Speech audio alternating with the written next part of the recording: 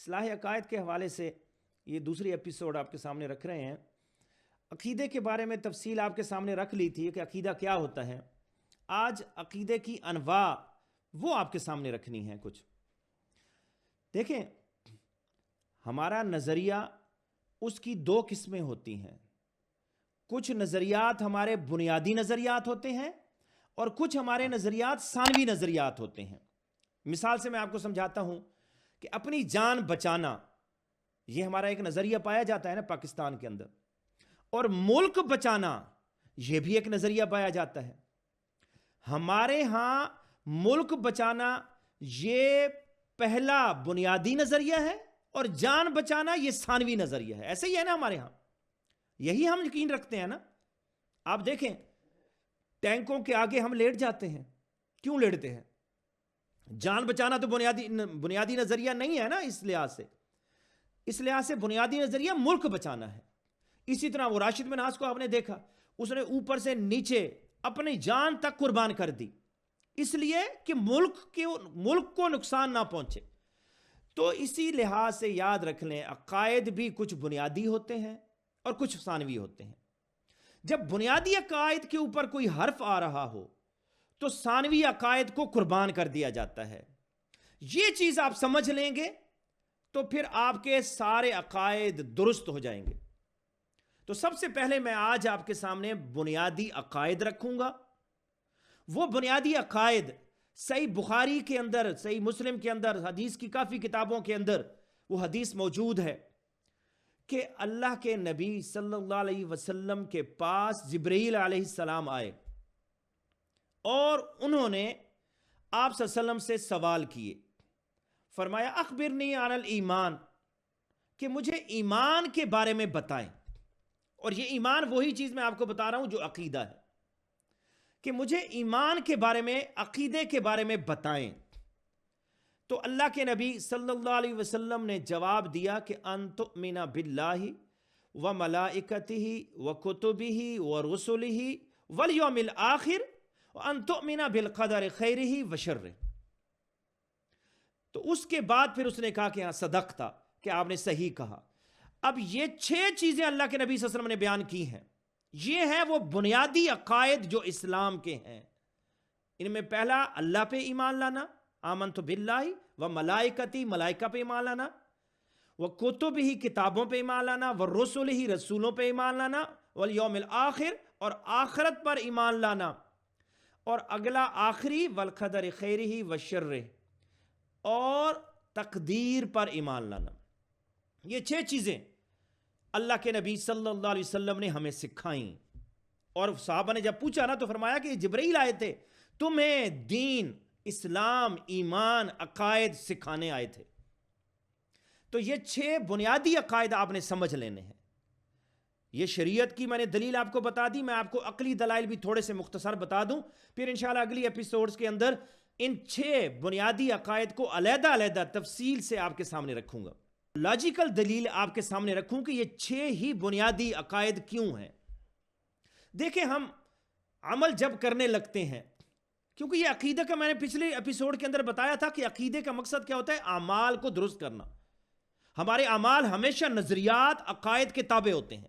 جیسے عقیدہ ہوگا ویسے ہی ہمارے اعمال ہوں گے۔ تو جیسے ہی ہم کوئی عمل کرنے لگتے ہیں یا ہم کسی غلط عمل سے بچنے لگتے ہیں، ہم کسی دوست کے ساتھ جاتے ہیں، اس کے گھر دوست سارے بیٹھے ہوتے ہیں، وہاں پہ دوست شراب لے کے آتے ہیں، تو ہم کہتے ہیں نہیں ہم شراب نہیں پیتے۔ تو اب شیطان ہمارے دل میں پہلا وسوسہ کیا ڈالتا ہے کہ دیکھو یار، تم اللہ کو مانتے ہو نا، اللہ نے ہی تمہاری قسمت میں یہ چیز لکھ دی ہے، شراب پینا لکھ دیا ہے۔ جب تمہاری تقدیر میں ہی لکھ دیا گیا ہے، تم خود تو کچھ کر ہی نہیں سکتے نا۔ اللہ نے تمہاری تقدیر میں لکھ دیا، تم مسلمان ہو، یہی مانتے ہو نا کہ سب کچھ اللہ نے پہلے تقدیر میں لکھ کے رکھ دیا ہے۔ مانتے ہو کہ نہیں مانتے؟ یہ ہمارے اندر وسوسہ ڈالتا ہے۔ جب اللہ نے لکھ کے رکھ دیا تو پھر شراب پی لو، تم نہ بھی پیو گے، اللہ نے جو لکھا ہوگا اس کے خلاف تو نہیں ہو سکتا نا، تو اس لیے تم شراب پی لو، کچھ نہیں ہوتا۔ میں آپ کو اس کے بارے میں بتاؤں کہ کسی بھی ملک کے اندر جب الیکشن ہوتے ہیں تو اس الیکشن سے پہلے جو اینکرز بیٹھے ہوتے ہیں وہ کیا کرتے ہیں؟ وہ حالات کو دیکھ کے اندازہ لگا کے کہتے ہیں جی فلاں پارٹی اتنی سیٹیں جیتے گی، فلاں پارٹی اتنی سیٹیں جیتے گی، فلاں پارٹی اتنی سیٹیں جیتے گی، یہ فلاں لاہور سے، فلاں جگہ سے، یہ لندن سے فلاں فلاں کامیاب ہوگا، فلاں جگہ سے فلاں بندہ کامیاب ہوگا. ایک ایک بندے کی سیٹ کا عام طور پہ بتاتے ہیں، وہ تجزیہ کرتے ہیں. اب یہ جو تجزیہ نگار ہوتے ہیں، کسی کا 20% درست ہوتا ہے الیکشن کے بعد، کسی کا 30%، کسی کا 60%، کسی کا 80% درست ہو جاتا ہے. اس کے تجربے کے اوپر ہوتا ہے نا. کسی کا 90% بھی درست ہو جاتا ہے. اب ایک بندے نے بتایا کہ یہ ایسے ایسے جیتیں گے اور 90%، 95% درست ہو گیا، تو کیا کوئی یہ الزام لگا سکتا ہے کہ یہ الیکشن انفیئر ہوئے ہیں؟ نہیں کہتا نا. کبھی کوئی کہتا ہے کہ یہ انفیئر الیکشن ہے؟ نہیں. وہ تو اس کا اندازہ تھا، اس کا علم تھا، اس کی اپنی قابلیت تھی، اس قابلیت کے مطابق اس نے ایک چیز بتا دی. کوئی اس الیکشن کو انفیئر نہیں کہتا، یا یہ نہیں کہتا یار اس نے اندازہ پہلے بتا دیا، ابھی الیکشن نہیں ہوئے، ایک بندے نے اندازہ بتا دیا کہ اتنے یہ جیتے گی، اتنے یہ جیتے گی. پچھلے سال بھی جب اس نے اندازہ بتایا تھا تو ایگزیکٹ وہی ہوا تھا، اس لیے وہ پارٹی کہے جی نہیں میں تو الیکشن لڑتی نہیں ہوں، کیونکہ اس نے تو بتا دیا پہلے، رزلٹ پہلے بتا دیا، اب میں الیکشن نہیں لڑتی. تو اس کو سارے پاگل کہیں گے، جاہل کہیں گے. ایسے ہی ہے نا. اس لیے کہ یہ جو پہلے وہ بتا رہا ہے یہ اس کے علم کی بنیاد پہ ہے. الیکشن کے فیئر ہونے کے اوپر آپ اعتراض اس وجہ سے نہیں کر سکتے، یا آپ اپنا کام چھوڑ کے بیٹھ نہیں سکتے کہ مجھے کیا ضرورت ہے اب الیکشن لڑنے کی، یہ نہیں کر سکتے. اسی طرح اللہ کے پاس علم تھا، اللہ نے پہلے بتا دیا، تو اس علم کی وجہ سے جو پہلے لکھ کے رکھ دیا، اس سے مراد یہ نہیں ہے کہ اللہ نے ہمارے اوپر زبردستی کر دیا، ہم اپنی مرضی سے کچھ نہیں کر سکتے. اللہ نے کہہ دیا انا ہدینا السبیل اما شاکرا و اما کفورا. ہم نے سیدھا راستہ بھی دکھا دیا، الٹا راستہ بھی. جو چاہے تو اچھے اعمال کرے، جو چاہے تو برے اعمال کرے. اللہ نے یہ چیزیں واضح ہمیں بتا دی ہیں. اب اس کے بعد جب یہ چیز شیطان کا وار ضائع چلا جاتا ہے تو پھر شیطان اگلی چیز ڈالتا ہے. شیطان کہتا ہے یہ جو شراب ہے نا، تو چلو ٹھیک ہے، تقدیر میں تم لکھ دیا تھا، شراب پی لوگے تو کیا ہو جائے گا؟ وہ کب آخرت، کون کس نے دیکھی آخرت کب آئے گی؟ وہ دیکھا جائے گا، پی لو کچھ نہیں ہوتا. یعنی اگلا وہ وار کرتا ہے، آخرت کے عقیدے کے اوپر تذبذب میں ڈال دیتا ہے. عما یتساءلون عن النبأ العظیم الذی هم فیہ مختلفون. یہ آخرت کے بارے میں ہی اختلاف کرنے لگ جاتے ہیں. یہ شیطان دوسرا بنیادی عقیدہ آخرت کا عقیدہ ہے. پھر اگلا، یہ دونوں عقائد آپ کے درست ہو جائیں تو اگلا شیطان کیا کرتا ہے؟ شیطان کہتا ہے کہ تم بس یہ اس کی پیروی کر لو، تمہیں کیا پتا کہ اللہ کا حکم کیا ہے، کس کی پیروی کرنی ہے، اللہ ہے کیا، یا اللہ ہے تو اللہ کا حکم کیا ہے.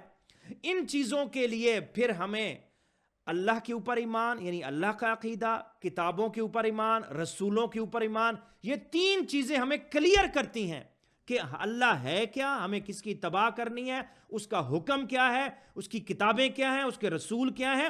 یہ عقائد ہمیں ایگزیکٹ بتاتے ہیں. نہیں تو پھر شیطان یہاں پہ ہمیں ورغلا لیتا ہے. جب یہ 5 چیزیں ہو جاتی ہیں، پھر اگلی چیز ایک عقیدہ اللہ نے رکھا، وہ فرشتوں کا عقیدہ. وہ فرشتوں کا عقیدہ ہمارے ان عقائد کو مضبوط کرتا ہے، آخرت کے عقیدے کو مضبوط کرتا ہے. جب ہمیں یقین ہوتا ہے، ہم نے پڑھا ہوتا ہے کہ فرشتے پہلے تھے، انہوں نے عذاب دیا اس قوم کو. فرشتے گئے تھے لوط علیہ السلام کے پاس اور ابراہیم علیہ السلام کے پاس، اور ان سے کہا تھا کہ ہم لوط کے پاس جا رہے ہیں اور ان کی قوم کے اوپر عذاب دینے جا رہے ہیں. یہ ساری چیزیں پڑھتے ہیں تو ہمارے دل میں ہو جاتا ہے کہ ہاں جی، اللہ ہمارے اوپر بھی تو اس طرح کا عذاب لا سکتا تھا. یہ فرشتے تھے جنہوں نے جا کے عذاب دیا. تو آخرت کا عقیدہ، عذاب کا عقیدہ ہمارا پختہ ہو جاتا ہے، مضبوط ہو جاتا ہے، ہمارے اعمال درست ہو جاتے ہیں. اسی طرح جب ہم دیکھتے ہیں فرشتے ہیں کرامن کاتبین ہمارے کاندھوں پہ بیٹھے ہیں، وہ ایک ایک چیز لکھ رہے ہیں، تو پھر ہمارے اعمال درست ہو جاتے ہیں. دیکھیں نا، کیمرے لگے ہوں تو آپ کو پتا ہو کیمرہ لگا ہے تو سارے ذرا صحیح طریقے سے چلتے ہیں اور صحیح طریقے سے گاڑی بھی چلاتے ہیں. اگر ویسے بھی کہیں کیمرہ لگاؤ، ویسے لوگ ادھر ادھر دیکھ رہتے ہیں. آپ اس میں دیکھیں، جب میچ دیکھ رہے ہوتے ہیں، جب کیمرہ ان کے اوپر آتا ہے تو وہ سارے ہاتھ ہلانے لگ جاتے ہیں، یہ صحیح ہو جاتے ہیں. تو یہاں پہ بھی جب ہمیں یقین ہوتا ہے، فرشتوں پہ ایمان ہوتا ہے کہ ہمارے اوپر کرامن کاتبین بیٹھے ہوئے ہیں جو لکھ رہے ہیں ایک ایک چیز، تو یقین ہونے کی وجہ سے ہمارے اعمال درست ہو سکتے ہیں۔ تو یہ جتنے بنیادی عقائد ہیں ان کے پیچھے لاجکس موجود ہیں۔ میں انشاءاللہ ایک ایک عقیدے کے اوپر تفصیل سے آگے ویڈیوز رکھوں گا۔ السلام علیکم ورحمۃ اللہ وبرکاتہ۔